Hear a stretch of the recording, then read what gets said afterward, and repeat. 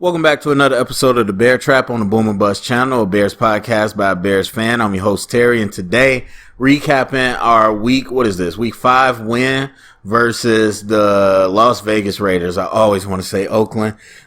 So yes, we got a win, good win. I would say, watching this game, that this was a great matchup for us. Now, I've seen the Raiders a little bit, obviously. They had that 3-0 streak against some not as competitive teams, and so you could see that one way. But I really only watched them up against the Chargers, and that's where you kind of saw a different side of the Raiders. So you wasn't exactly sure who they were. But coming into this game, I think not much has changed from the last few years. They don't have an offensive line that's cohesive, and losing Gabe Jackson just made it worse. And, of course, Richie Incognito, I can't believe he's still playing. But, not having them, that doesn't help matters. And then they, I guess, shift a couple people around this week as well. But for the last few years, we know that's been one of their issues, is at that offensive line spot. Not so much pass protecting. I mean, some pass protection, but some running too, where Josh Jacobs had to do a lot for that team in terms of making yards that weren't there.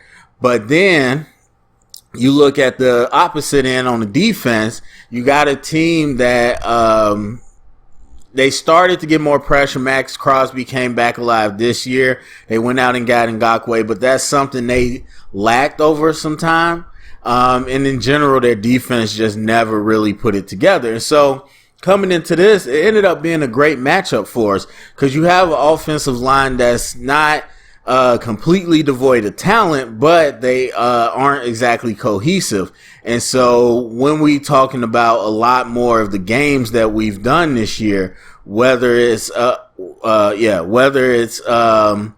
putting Khalil and Robert Quinn on the same side, which we did a little bit with Floyd, but a lot of teams are doing that this year.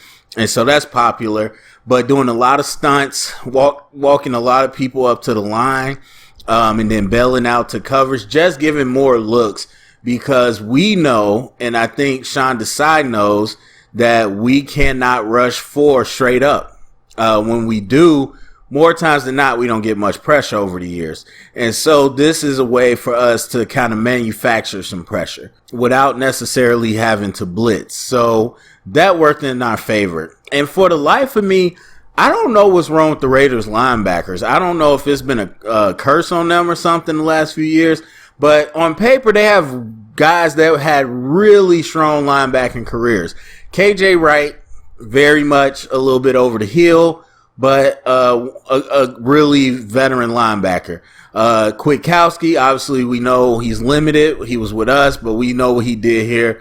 Really solid linebacker. Corey Littleton was a star in LA. Obviously, you're playing with Aaron Donald and all that, and things get different, but extremely good at coverage. And then you got Denzel Perriman, probably one of the best run-stopping linebacking prospects I've seen in a long time. Obviously, not a 3-down linebacker, but still good. And so you would think with that group they would be good, but their linebackers were terrible today.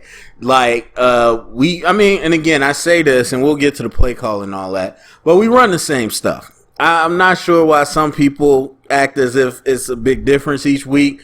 We run the same zone. We run the same split zone. It's the same stuff. But these linebackers were chasing and biting hard, because I've been through this on film many times. You press the B gap, and then you can have that cutback on the A gap, the backside A. And they were just flying to the B gap. Nobody was playing cutback. And so that ended up working out well. One thing we've been doing this year is a lot of the extra linemen as a tight end, which I like, because we've done multiple tight ends. And Kmet is better than who we've had in the past. But we've done multiple tight ends, ran zone, and it still was bad on the backside. But I would say having bars come in helps seal the backside a lot more. And then the other thing I would say, while I did say Peters is way over the hill, and I agree, I should have been more correct. Pass protection is really where that's at. In the run game, he's not dominant, but he gets in the way. He's a huge dude, and for anything else, he gets in the way and gives us a chance. Whether it's a play side run or backside on the zone, he does get in the way. I seen him get straight not ragdoll, but somebody hit a quick swim and he fell on his face. But just how big he is, he still took up a lot of time to get around him and get to the play, and it still gave us a couple yards. So all those factors come together where we were really able to run the ball today. And so again, a team that isn't necessarily going to withstand our pass rush every time. That's going to help out our secondary. Even though we got Gibson back and Bush has been doing really well, it's still going to help out our secondary. And then on the opposite end, obviously, I'm not even saying just because Justin Fields, but we don't want to pass because we just are scared to protect and fair. So we really want to be able to run the ball, control the tempo, and then play action off of that. And it's interesting because we run heavy zone, and I don't know. I'm not a fan of so many teams that run the zone in the league. Like, if you want to be a run control offense, I love a team like Baltimore and a team like San Fran. To me, that's running the ball. You not only are more physical, but you can do it in multiple ways. Like I said, we literally run, I would guarantee you we run at most 5 run plays. We run zone, or inside zone, we run zone split, we run a little bit of ISO sometimes. Like, we really don't run that many plays, and we'll do a pitch or a perimeter thing here and there. And so anyway, I'm getting off subject. Point is, we were able to run the ball, control the tempo. We didn't ask Justin Fields to do too much, and we didn't have to pass protect too much. Now, that first drive, we got bailed out by penalties, and there's a lot of penalties. Now, look, I don't care if it's Justin Fields, Derek Carr, Pat Mahomes, Mitch Trubisky, I don't care who it is. The rough and the passer stuff is BS. I hate it. I absolutely hate it. It's beyond ridiculous. And so we got bailed out a little bit, not even a little bit, a couple times on that first drive, so it kept going. But at the end of the day, we ran the ball really well.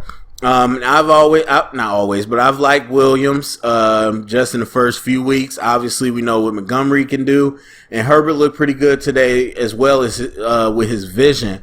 But for the most part, when you talk about our run game, why it looked that way, 2 reasons. Number one, the linebackers were just not good. And number 2, you got 2 guys on the edge who aren't necessarily run stoppers.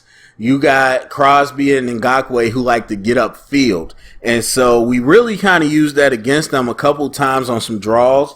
And then just being able to, again, run the zone.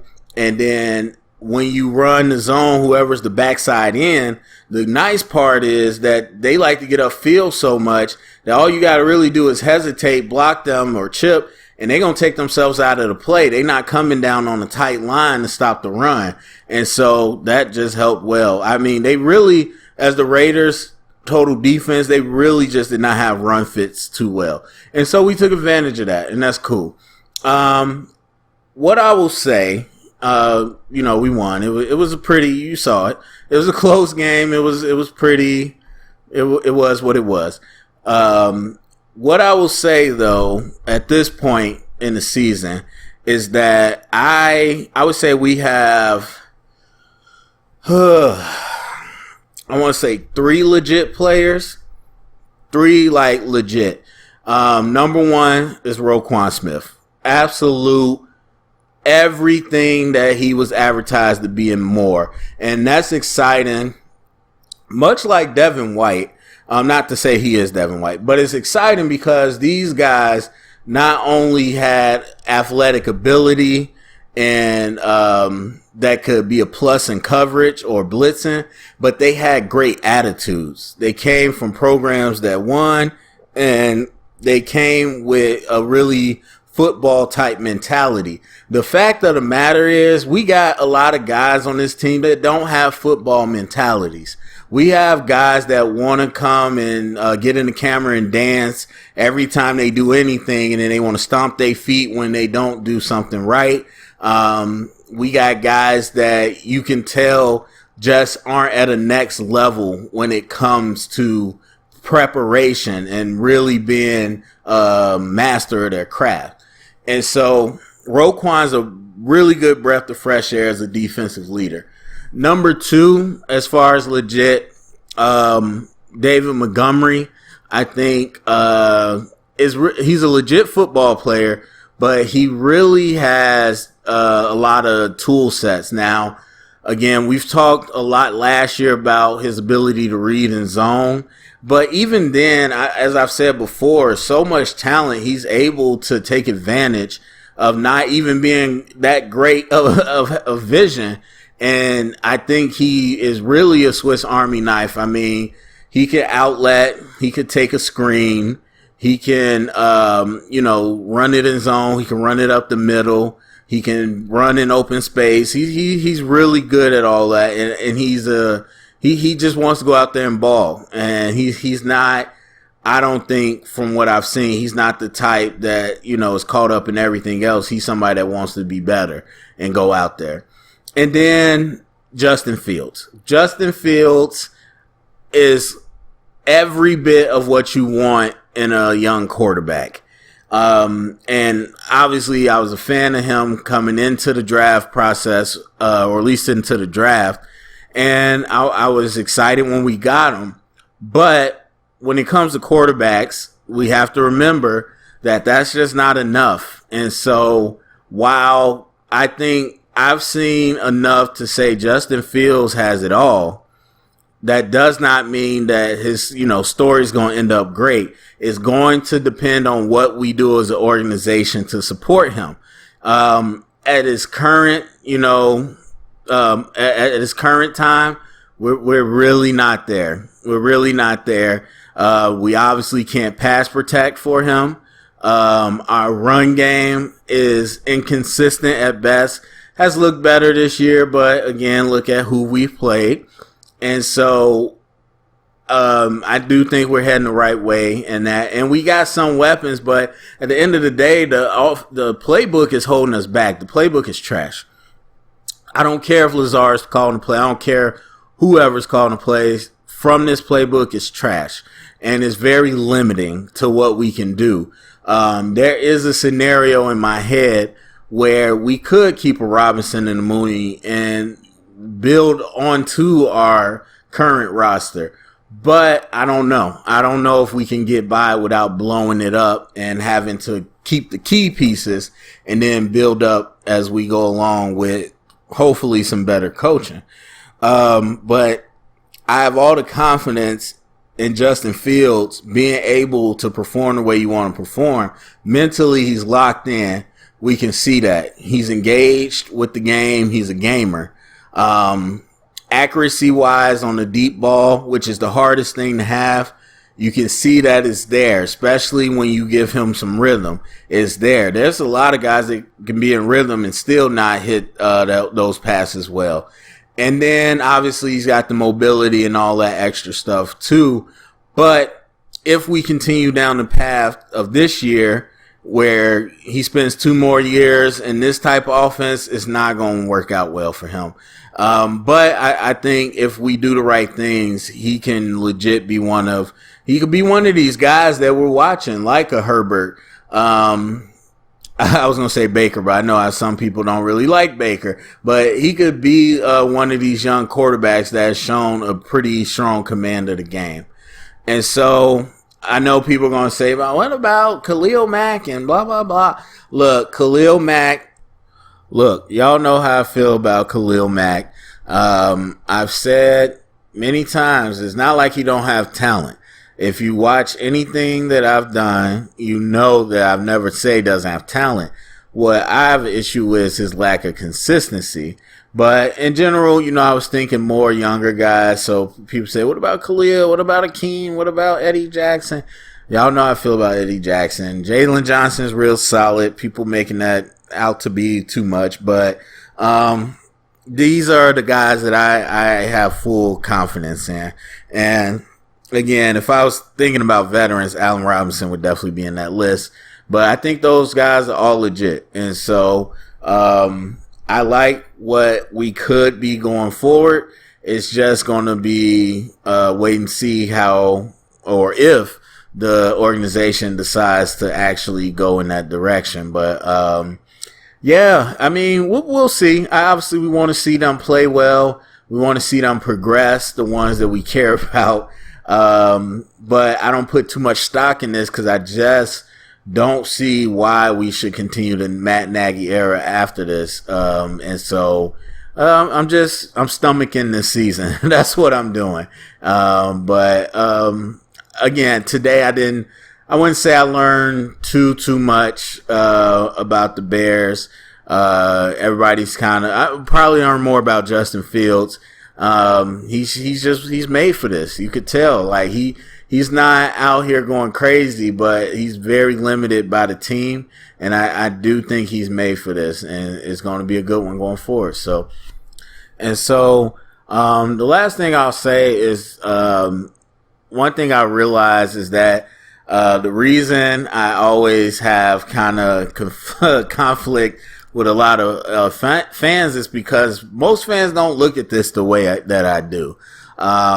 I look at it in terms of the way coaches look at it. If you know anything about coaching football, especially, one thing that coaches look for is consistency. And whether it's a consistency in the player, a unit, or the whole team, you want to understand what it is they can do and what they can do consistently well. Because again, when you know that, that's when you are able to determine and predict what might happen in different situations. I think so many fans get caught up in just what are we doing right now this week in the moment. And that's why they have such a hard time understanding my points. Because for me, I'm always, and I've said this before, I'm looking at the top level. Not just, average, not just did you do something, but I'm looking at the top level. And so in order to do that, you have to look at not what did you do, but how did you do it. And I've said that many times. I have to keep saying it. People don't understand it. But that's what it is. How did you do it? Not what did you do. For example, you can have somebody that has 5 sacks on the season. You have 2 people that have 5 sacks. Now, if somebody has 5 sacks and all 5 sacks were on twist, where they did a twist on the line and somebody didn't pick them up and they got free to the quarterback, that's very different than somebody who has 5 sacks beating somebody one-on-one off the edge to the quarterback or defeating a double team and getting to the quarterback. Those are 2 very different things. And so in terms of a pass rusher, at what I know as a coach is that the 2 top things that make you a great pass rusher is, number one, being able to get hands off of you. If you're always able to get someone's hands off of you, you're going to be able to pass rush. If you're able to lean at a great level, to lean around the edge, then you're going to be a great pass rusher. Now you look at Aaron Donald, undisputable best. He has the best ability to get hands off of him, and he has great lean. It's not a coincidence that he's the best pass rusher. And then you look at a Myles Garrett, guy who is strong, fast, and all that, but he has extraordinary lean around the edge. It's not a coincidence he's one of the best pass rushers. And so, yes, you can put up numbers, but how you put up numbers is a better predictor if you're going to be able to continue to do that against different levels of competition. And so that's the same with anything. You got an offense. If you've had 3 touchdowns over the last 3 games, and all 3 touchdowns came off a big play action that set you up first and goal where the person was wide open, That's very different than a team who had 3 touchdowns on 3 10-plus play drives with multiple first downs and a nice mix of run and pass. That obviously one is going to be more sustainable than the other. And so how you do it matters. And again, I'm looking at the ultimate prize. The ultimate prize is a team that can compete as like a contender for a championship and on a consistent basis. And so it's not just, I'm not talking about just getting there and then being like, okay, we'll never get there again, or it'll be 10 more years before we get there. I'm talking about a team that can be a perennial contender, a perennial division winner. And so those are the traits that I'm looking for. And so when I talk about certain players, they're like, what are you talking about? He had a good game, or he's got this stats, or he did this. That isn't the ultimate thing. It's how he did it. And what traits do we have as a team? And so understanding that there's certain traits on defense, on offense, that are the mark of a really talented team. And that's more so what I'm looking at. And that's always what I'm going to be pushing for. So that's me. So anyway, go down comment section. Let me know what you think. Share around, get the conversation started. Thumbs up, subscribe, and remember, stay up and bear down.